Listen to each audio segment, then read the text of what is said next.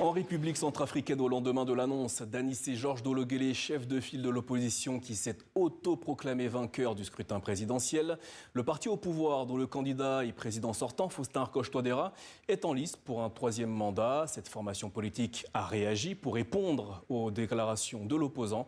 Plus de détails avec notre correspondante sur place, Mariam Koné.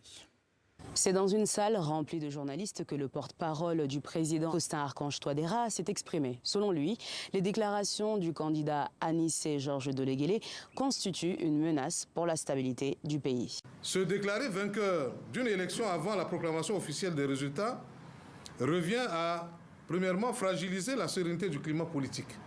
Secondo, semer le doute dans l'opinion publique et enfin, exposer inutilement notre pays à des tensions évitables. Anissé Georges Dologuélé, de son côté, maintient ses propos. Il affirme être le vainqueur du scrutin, tout en assurant ne pas vouloir créer de tension. Vous savez, ça fait 24 heures que j'ai fait la déclaration. Il n'y a pas eu de feu aux poudres.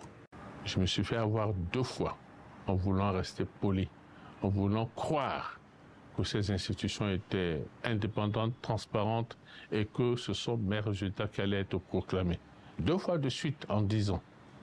Donc, à partir de là, j'en tire des conclusions et je dis cette fois-ci, il faut que je prenne les devants pour rappeler à ces institutions que, attention, pas cette fois-ci.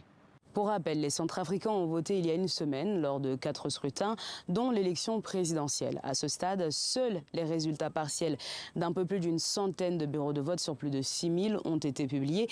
Les résultats provisoires sont attendus ce lundi 5 janvier, selon l'autorité nationale des élections. Les résultats définitifs, eux, seront proclamés au plus tard 15 jours après, c'est-à-dire le 20 janvier. Le nouveau président prendra ses fonctions au mois de mars pour un mandat de 7 ans.